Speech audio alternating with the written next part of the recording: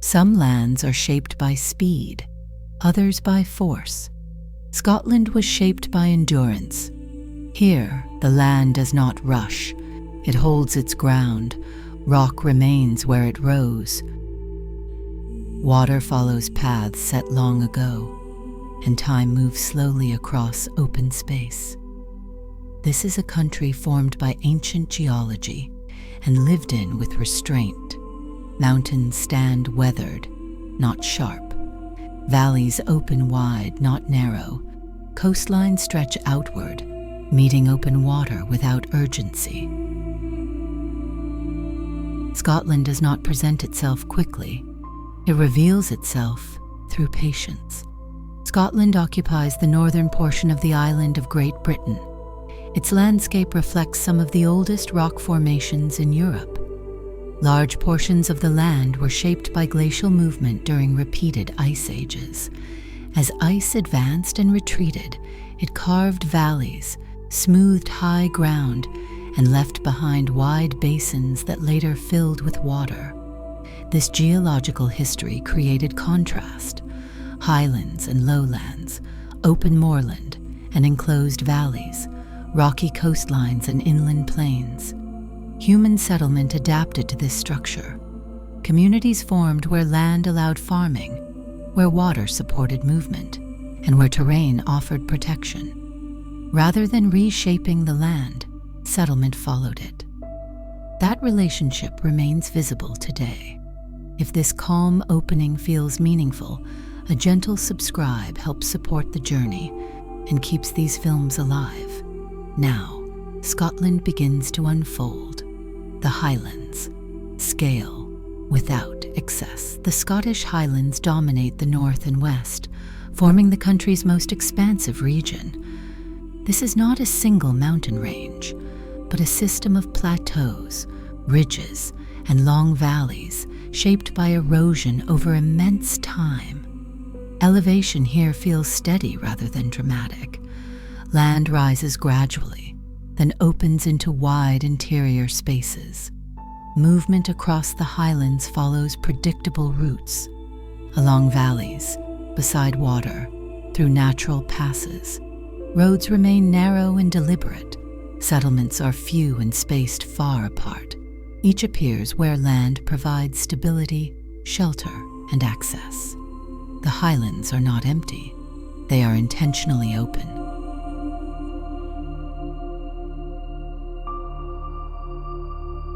Glens, valleys as pathways cutting through the highlands, are long valleys known as glens. These glens were shaped by ice moving slowly toward the sea. Their floors flattened by pressure, their sides softened by time. Glens became natural corridors for water, for wildlife, and later for human travel. Villages formed along these routes, often near river crossings or open ground. Their scale remains small, reflecting the limits of the land. Each glen carries its own identity, defined by orientation, access, and surrounding terrain. Travel through a glen feels guided rather than directed, as though the land itself sets the pace.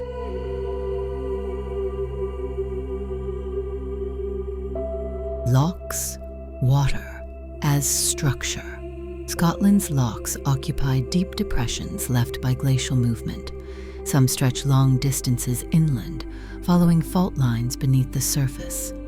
Others remain contained within valleys, surrounded by rising ground. These bodies of water act as organizers. Roads follow their edges. Settlements cluster near access points. Movement aligns naturally with their length. Lochs reflect the surrounding land without altering it. They divide space gently, creating separation without isolation. They are not decorative features. They are structural elements of the landscape. Pace of the land. Across Scotland, nothing appears rushed. Distance remains visible. Silence remains present. Movement feels intentional. This is a land where place is given time. Isle of Skye. Land shaped by exposure. Off Scotland's western coast lies the Isle of Skye, an island defined by exposure. Here, land meets open water without shelter. Rock formations rise directly from the surface, their shapes formed by volcanic activity and long erosion. Skye's terrain feels deliberate. Ridges follow ancient fractures. Plateaus open suddenly, then fall away toward the sea. Movement across the island is guided by geography. Roads curve along the land's natural edges. Settlements remain small, placed where ground offers stability and access to water. Life here developed with restraint. Farming remains limited. Structures are widely spaced. The land retains dominance. Skye does not overwhelm through scale. It holds attention through form, through the clarity of its structure and the space it preserves. Cliffs and headlands. Scotland's western edge. Along Scotland's western edge, cliffs rise where land meets open ocean. These formations were shaped gradually by tectonic uplift, glacial pressure, and constant wave movement. The coastline is irregular, cut deeply by inlets and bays. Headlands extend outward, marking the boundary between land and open water. There is little development here. Paths remain narrow. Access points are limited. This restraint allows the coastline to retain its original form, open, exposed, and uninterrupted. The cliffs stand not as barriers, but as witnesses, holding the line between Scotland and the wider Atlantic.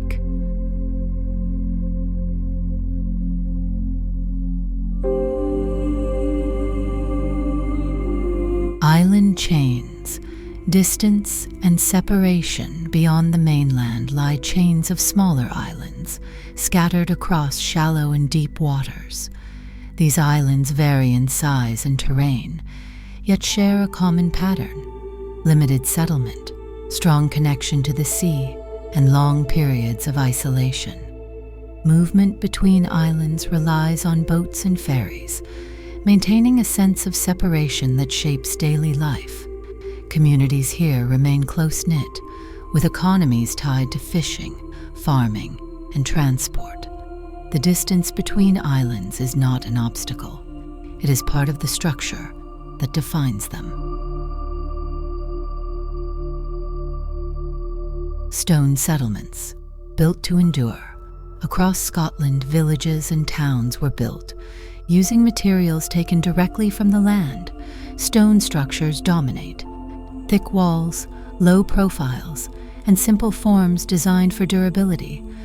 Buildings face inward toward shared space, providing shelter and cohesion. Streets remain narrow, scaled for walking rather than speed. These settlements reflect necessity, not decoration. They were built to last, to protect, and to remain stable within an exposed environment. Many remain occupied today, their original layouts preserved through continued use. Coastal towns. Access and trade along sheltered parts of the coast. Towns developed around harbors and inlets. These locations offered protection from open water while maintaining access to sea routes. Trade, fishing, and transport shaped their structure. Warehouses, docks, and compact streets formed close to the shoreline.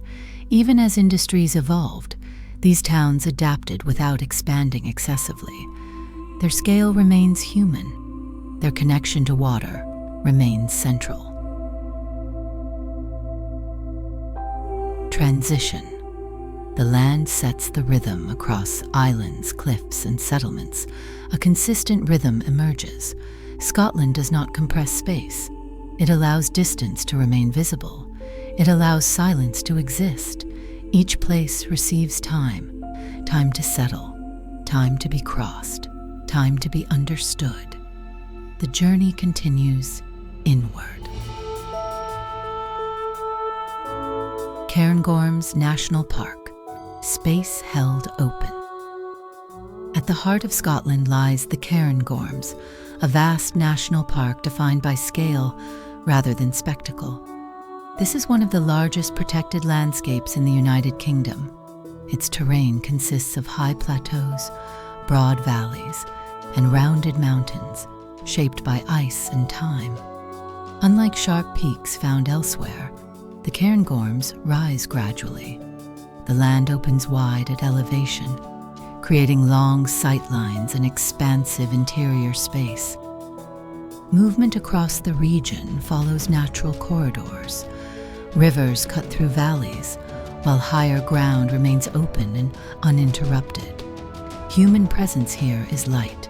Settlements remain at the edges. Access routes are limited and carefully managed. The Cairngorms are not defined by a single viewpoint. They are understood through distance, through time spent moving across open ground where nothing competes for attention. High plateaus. Elevation without drama, Scotland's high plateaus occupy interior regions between mountain systems. These elevated areas feel steady and restrained. The land rises, levels out, and continues without interruption. Vegetation remains low and resilient. The ground shows evidence of ancient glacial movement, smoothed rather than fractured. Travel here requires patience. Routes are long. Landmarks are subtle. Distance becomes part of the experience. These plateaus act as buffers, separating regions while preserving continuity. They are places where scale is felt through openness, not height.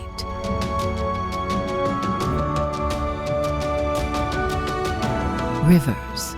Lines through the land. Rivers in Scotland follow long established paths, carving through valleys and guiding settlement.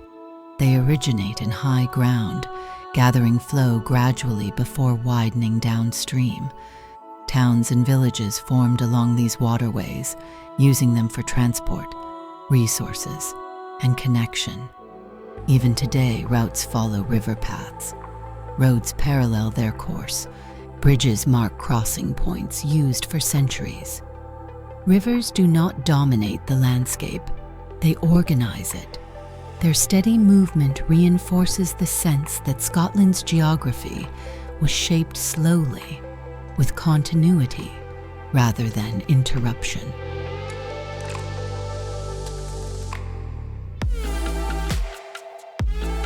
Inland routes. Movement. By necessity, Scotland's inland roads developed out of practical need. Paths became tracks. Tracks became roads. Each followed terrain that allowed passage without force. Mountain passes, valleys, and river crossings determined direction.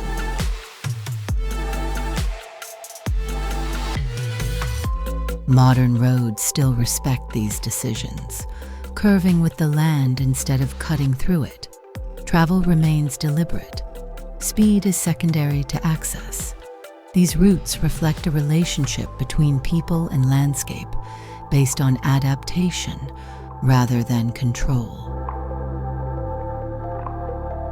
Early cities.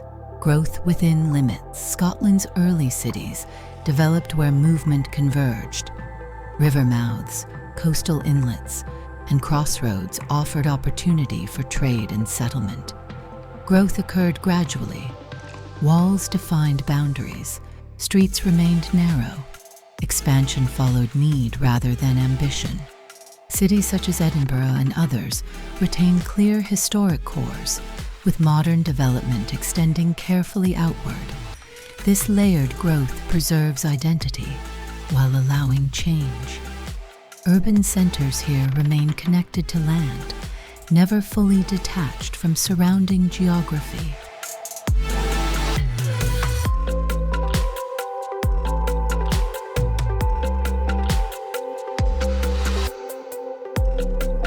Midpoint transition. The land leads across plateaus, rivers, routes, and cities. A pattern remains consistent. The land leads. Human presence follows. Nothing feels rushed. Nothing feels imposed. Scotland reveals itself through duration, through staying, through moving slowly, through allowing space to exist. The journey now turns toward deeper history and wider reach. Edinburgh, a city shaped by ground. Edinburgh developed where land rises naturally. Its structure is defined by elevation rather than expansion. The historic core sits along a ridge, formed by volcanic activity long before settlement. This elevated ground offered protection, visibility, and control of surrounding routes. Streets follow the ridgeline, narrow and enclosed, designed for movement on foot. Buildings rise closely together, creating density without sprawl. Below the ridge, later districts developed gradually, connected by bridges and open corridors that respect changes in elevation. Edinburgh's layout reveals a city built in response to terrain. Nothing appears accidental. Every level serves a purpose. The city remains compact, walkable, and closely connected to surrounding land, a place where urban life never fully separates from geography.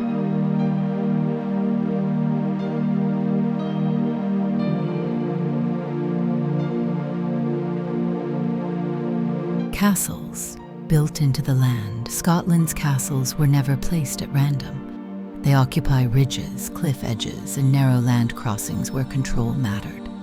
Rather than dominating the land, they become part of it. Stone walls align with rock faces. Foundations follow uneven ground.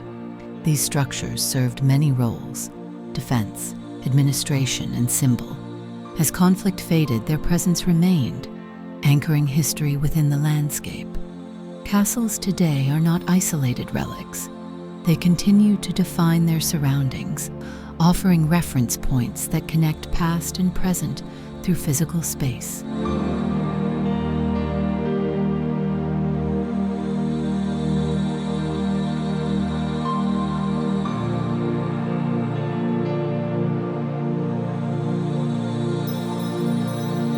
The Lowlands, productive and connected.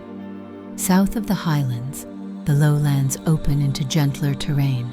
This region supported agriculture, trade, and early industry.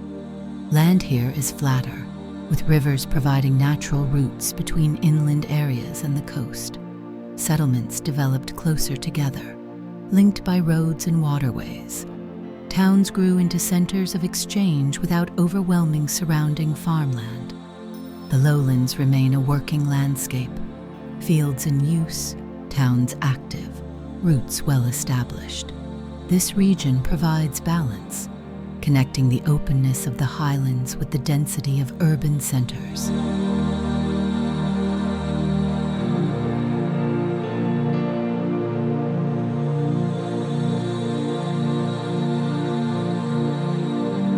Agricultural patterns.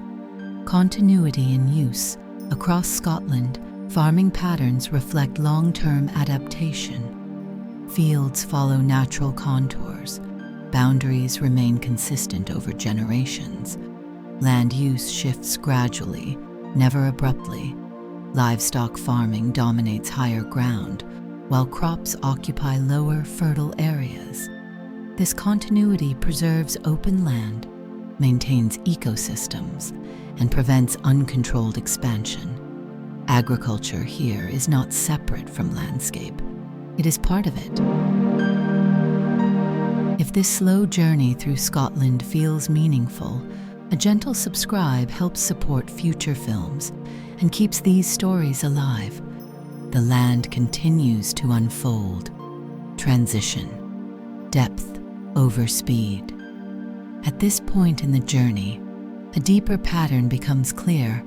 Scotland does not rely on variety to maintain interest. It relies on depth. Places are given time. Movement remains deliberate. Distance is allowed to exist.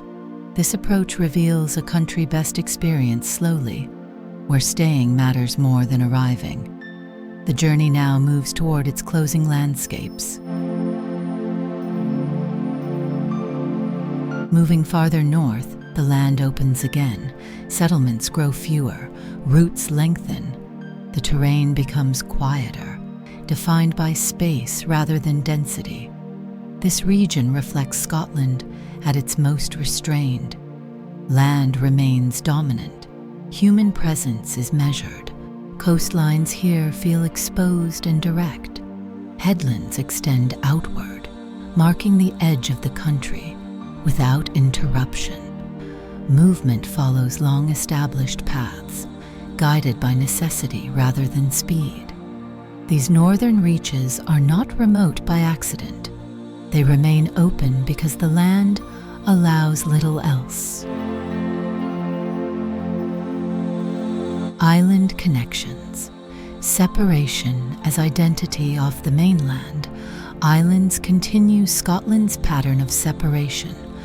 Water creates distance, but also clarity. Each island develops its own rhythm, defined by access, weather patterns, and long intervals between connection. Travel relies on ferries, maintaining a sense of transition that shapes daily life. Communities remain small and closely tied to land and sea. These islands are not isolated remnants. They are intentional extensions of Scotland's structure, places where restraint preserves identity.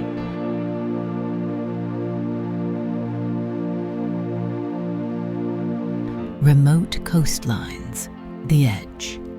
Holds firm, Scotland's outer coastlines remain largely unchanged. Cliffs, inlets, and narrow bays form boundaries that resist development. Paths remain minimal. Access points are few. The land dictates where movement is possible.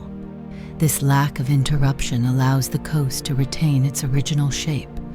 The edge of Scotland feels steady, neither dramatic nor softened, simply present. It is here that the land meets open water without transition. A country shaped by endurance. Across highlands and lowlands, cities and islands, routes and coastlines, a single quality remains consistent: endurance. Scotland was not shaped for speed or display. It was shaped to last. Land was settled carefully. Structures were built to remain. Routes followed what already existed. This approach preserved distance, maintained openness, and allowed silence to remain part of the landscape. Scotland does not reveal itself all at once. It unfolds through duration, through repeated forms, through places that remain unchanged long enough to be understood. Its strength lies not in variety but in consistency. A land that holds its ground, a land that allows space to exist, a land shaped by time and lived in with patience. If this slow journey through Scotland felt meaningful, a gentle subscribe helps support future films and keeps these stories alive. Thank you for traveling through Scotland. The next unseen land is already waiting. Time to be understood, time to be crossed, time to be remembered, and this is only the beginning.